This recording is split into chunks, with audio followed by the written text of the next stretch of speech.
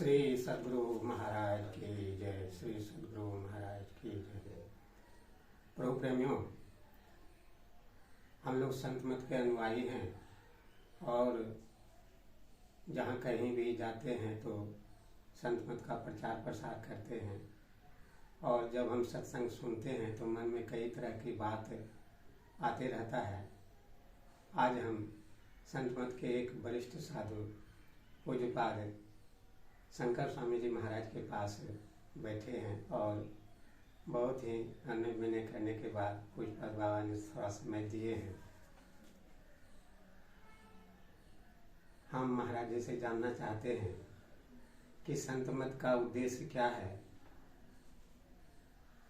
संत मत का लक्ष्य क्या है, प्राप्तव्य क्या है। आप लोगों की जानकारी के लिए बता दें कि पूज्यपाद बाबा 12 पुस्तकों का लेखन किए हैं, जिनमें संत मत का इतिहास इनका अत्यंत नवीनतम पुस्तक है। और भी बहुत सी पुस्तकें हैं जिनके बारे में मैं आपको थोड़ा थोड़ा ऐसे प्रत्येक जिज्ञासा समाधान में चर्चा करते रहेंगे। तो आइए हम पूज्यपाद बाबा से इसके बारे में क्या कहते हैं। इनका बहुत ही गंभीर अध्ययन है, इनका साधन भी बहुत अच्छा है। प्रायः ये गुफा में जाकर साधन भजन करते रहते हैं। और जब संत मत को समझने समझाने की बात आती है तो वर्तमान समय में इनके जैसे महापुरुषों का प्रवचन सुनने के बाद आपको पता लगेगा कि कितना अच्छा से बताते हैं। इनका प्रवचन बराबर संत मत के कई चैनल हैं जिन पर आता रहता है और हमारे चैनल पर भी आपको मिलता रहेगा। पूज्यपाद बाबा का भी एक चैनल तैयार हो रहा है, तो इन सब जगह पर आप इनका प्रवचन, इनके पुस्तकों के बारे में जानकारी लेते रहिएगा। आज पूज्यपाद बाबा हमको भी बताने की कृपा करें कि संत मत का लक्ष्य क्या है और उद्देश्य क्या है और प्राप्तव्य क्या है। पूज्यपाद शंकर स्वामी जी महाराज। श्रद्धेय बाबा और बाबा के सभी अनुयायी फॉलोवर्स, बाबा ने जिज्ञासा की है कि संत मत सत्संग का उद्देश्य क्या है, लक्ष्य क्या है, प्राप्तव्य क्या है। तो बाबा संत मत के ज्ञान के अनुसार किसी भी विषय वस्तु की परिभाषा होता है, उसकी विषय वस्तु के संबंध में बतलाता है कि विषय वस्तु का लक्ष्य क्या है, उद्देश्य क्या है, प्राप्तव्य क्या है और वह कहना क्या चाहता है, विषय वस्तु कहना क्या चाहता है। जैसे हम लोग बचपन में पढ़े कि व्याकरण उस शास्त्र को कहते हैं जिसके पढ़ने से, अध्ययन करने से, जिस शास्त्र का व्याकरण हो, हिंदी, अंग्रेजी, उर्दू, शुद्ध बोलना, पढ़ना, लिखना आवे, उस विद्या का नाम व्याकरण है। गणित के शिक्षक हम लोगों को पढ़ाए कि जिस शास्त्र को पढ़ने से, जिस विद्या को जानने से जोड़, घटाव, गुणा, भाग इत्यादि की शिक्षा मिलती है, उसे गणित शास्त्र कहते हैं। उसी तरह से हम लोगों के गुरु महाराज संत मत की परिभाषा के द्वारा संत मत के प्राप्तव्य को बता देने की कृपा की है। हम लोग रोज परिभाषा गाते हैं, शांति, स्थिरता व निश्चलता को कहते हैं। अर्थ हुआ कि शांति जिसे प्रत्येक व्यक्ति ढूंढ रहा है वह अपने अंदर में उतर जाए, उसी को स्थिरता कहा गया है। बेचैनी, सांसारिक बेचैनी समाप्त हो जाए। आगे गुरु महाराज कहते हैं शांति प्राप्त करने का प्रेरण मनुष्यों के हृदय में स्वाभाविक है। गुरु महाराज कहते हैं कि प्रत्येक मानव, चाहे अमेरिका का हो, लंदन का हो, कहीं का हो, प्रत्येक मानव स्वाभाविक शांति खोज रहा है, सुख खोज रहा है। और मानव प्रति क्षण सुख की खोज में ही प्रत्येक कार्य करता है, हर जगह का मानव। तो गुरु महाराज कहते हैं इसी प्रेरण से, जिस प्रेरण से मानव खाता है, सोता है, जगता है, पढ़ता है, खेती करता है, विदेश चला जाता है, जिस चीज को पाने के लिए, उसी प्रेरण से संतों ने इसकी पूरी खोज की। संतों ने क्या खोज किया कि मानव दौड़ तो रहा है संसार की ओर, लेकिन उसकी प्राप्ति देखते हैं कि मानव को हो नहीं रहा है। बड़े बड़े संपत्तिवान हैं लोग, भारत में पढ़ाई लिखाई करके अमेरिका चले गए, लंदन चले गए, अदर कंट्री चले गए। किसके लिए? सुख की खोज के लिए। वहां जाएंगे, पैसा होगा, शांति मिलेगी। तो संतों ने रिसर्च किया। संत मत एक डायग्नोसिस है, रिसर्च है, खोज। संतों ने क्या खोज की कि मानव जिसे खोज रहा है उसकी प्राप्ति कैसे होगी। हम जिसको ढूंढ रहे हैं बच्चों में, पत्नी में, पुत्र में, धन में, प्रतिष्ठा में, जहां ढूंढ रहे हैं उसकी प्राप्ति कैसे होगी, यही संतमत खोज है, रिसर्च। जैसे कोई बीमारी हो जाए, कोरोना की बीमारी हुई, तो कोरोना से जब त्राहिमाम मच गया हर जगह विश्व में, तो वैज्ञानिकों ने खोज की कि इससे निकलने का उपाय क्या है। लोग मृत्यु दर इतना बढ़ा कि लोग परेशान हो गए। तो वैज्ञानिकों ने खोज की कि नियंत्रण कैसे पाया जाए इस महामारी पर। तो संतों ने खोज की कि मानव जिसे ढूंढ रहा है, जिसके लिए बेचैन है, वह राजा महाराजाओं को देखते हैं नहीं प्राप्त है, प्रधानमंत्री हैं वे भी सुखी नहीं है, कोई सुखी नहीं देखे जाते। तो संतों ने खोज की कि शांति की प्राप्ति कैसे होगी। तो संत मत का प्रातब्य यही है, संत मत का लक्ष्य यह है कि जिसे हम संसार के विषय वासनाओं में, वस्तुओं में खोज रहे हैं, उसे प्राप्त करा देना संत मत की उपयोगिता है, संत मत का उद्देश्य, संत मत का लक्ष्य है। जिसे हम संसार में खोज रहे हैं, संतों ने कहा वह आप ही हो। जिसे हम खोज रहे हैं वह हम ही हैं, लेकिन किसी कारण से हमको स्वयं का जो सुख स्वरूप है, आनंद स्वरूप है, उसका बोध, उसका भान हम आपको नहीं मिल रहा है कि हम स्वयं आनंदित।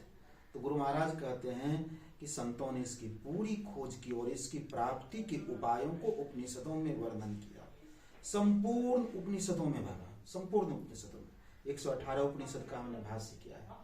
यही जिज्ञासा समाधान है। जैसे हम दोनों भाई जिज्ञासा समाधान कर रहे हैं, संपूर्ण उपनिषदों में यही प्रश्न है, जिज्ञासा है कि जीव किस तरह से दुख से विमुक्त हो जाए, जीव को शांति की प्राप्ति कैसे हो जाए। तो तीन ही मुख्य बातें हैं, जीव, ब्रह्म, माया के ऊपर संपूर्ण उपनिषद में व्याख्या है। और संपूर्ण उपनिषद संवाद है। कहीं ब्रह्मा जी भगवान शिव से जिज्ञासा कर रहे हैं, कहीं ऋषि ब्रह्मा जी से जिज्ञासा कर रहे हैं, यही संवाद है। जैसे हम आप संवाद कर रहे हैं, वही संवाद उपनिषदों में है। तो गुरु महाराज कहते हैं कि उसकी प्राप्ति का उपाय जिसे खोज रहे हैं, उपनिषदों में वर्णन किया गया। तो उपनिषद में क्या कहा गया कि मैं जो हूं वही सुख स्वरूप हूं। मैं कौन हूं पर उपनिषद भरा पड़ा है कि आप स्वयं सुख स्वरूप हैं। यह हुआ कि एक सूर्य को किसी तरह भ्रम हो जाए कि प्रकाश कहाँ है। यद्यपि सूर्य के उगने से संसार प्रकाशित होता है, लेकिन सूर्य को यह भ्रम हो गया कि प्रकाश कहाँ है। प्रकाश की खोज सूर्य करे तो सूर्य को की अज्ञानता है। कोई बता दे कि आप ही के उदय होने से संसार प्रकाशित होता है, आप अपने ओर मुड़ जाएं तो देखें आप स्वयं प्रकाश। तो संतों ने यही कहा, जिसे हम इंद्रियों में ढूंढ रहे हैं, हाथ में ढूंढ रहे हैं, वह बॉडी, वह शरीर हम नहीं है। गुरु महाराज कहते हैं, तन मन सुख है ना सुख तेरो, आत्म सुख निज तेरे। तन का सुख हम विवाह करते हैं या खाते हैं या देखते हैं या चखते हैं या कुछ करते हैं, वह तन को प्राप्त होता है। आंख के द्वारा रूप देखते हैं, कान के द्वारा शब्द सुनते हैं, नासिका से गंध लेते हैं, इसके द्वारा सुख खोजते हैं। गुरु महाराज कहते हैं, ना सुख तेरो, वह तुम्हारा सुख नहीं है। हमारा सुख कहाँ है? आत्म सुख निज तेरे। हमारा सुख क्या है? आत्मिक सुख। आत्मिक सुख की प्राप्ति हमें कैसे हो, हम अपने अंदर में तृप्त कैसे हो जाएं, हम अपने अंदर में अपने स्वरूप को कैसे प्राप्त कर लें, यही संत मत का प्रातव्य लक्ष्य उद्देश्य है। आगे गुरु महाराज कहते हैं, उसी उपनिषद के अनुसार संत कबीर साहब, गुरु नानक देव जी आदि संतों ने, भगवान बुद्ध, भगवान महावीर, कबीर दादू, पलटू सूर, तुलसी, मीराबाई, जितने संत हुए, उन्होंने इसी की खोज की कि मानव के दुख का कारण क्या है और मानव दुख से निवृत्त कैसे होगा। यही बुद्ध ने खोज की, यही कबीर ने खोज किया, यही तुलसीदास जी ने खोज किया और इसी का उपाय संत मत में बतलाया गया है कि दुखों से किस प्रकार से सर्वथा के लिए हम छूटें, अर्थात दुख निवृत्ति का उपाय क्या है। यही संत मत का लक्ष्य। सत्संग योग पढ़े हैं बाबा हम लोग। सत्संग योग के चतुर्थ भाग में सदगुरु महाराज लिखते हैं, दुखों से छूटने तथा परम शांतिदायक सुख प्राप्त करने का प्रेरण मनुष्यों के हृदय में स्वाभाविक ही। गुरु महाराज कहते हैं सब कोई चाहते हैं दुख से छूटे। सुबह में शौच लग जाती है, दुख हुआ, शौच कर लिए तो शौच के दुख से बच गए। गुरु महाराज कहते हैं दुखों से छूटने, कमाते हैं दुख से छूटने के लिए, खेती करते हैं दुख से छूटने के लिए, नौकरी करते हैं दुख से छूटने के लिए, बड़े बड़े पैसे वाले हैं दुख से छूटने के लिए। तो गुरु महाराज कहते हैं परम शांतिदायक सुख प्राप्त करने का प्रेरण। परम शांतिदायक सुख मतलब जो एक बार मिल जा हुआ छूटे नहीं। पत्नी में यदि सुख होता तो एक बार मिल जाता तो कभी छूटता नहीं, पति में सुख होता तो एक बार मिल जाता तो कभी छूटता नहीं।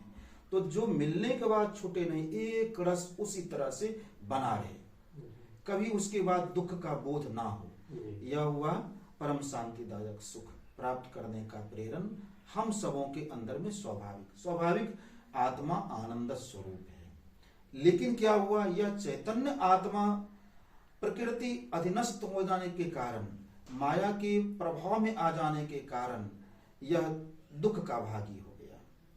मायाकृत संसार में आ जाने के कारण जो आनंद स्वरूप है वह अपने को खाने वाला, सोने वाला, मरने वाला, पेट दर्द वाला शरीर समझने लगा। दुख का कारण यही हो गया। तो गुरु महाराज कहते हैं इसी प्रेरणा के अनुकूल, किस प्रेरणा के अनुकूल, जिस प्रेरणा के अनुकूल संसार में बचपन से लेकर मृत्यु तक हम कार्य करते हैं, जो भी कार्य करें अच्छा बुरा, उसी प्रेरणा के अनुकूल सुख प्राप्त करा देने में, जो हम चाहते हैं उसको प्राप्त करा देने में संत मत की उपयोगिता है। संत मत की उपयोगिता क्या है कि जो हम संसार में ढूंढ रहे हैं उसकी प्राप्ति हमें कैसे हो, यही संत मत की उपयोगिता है।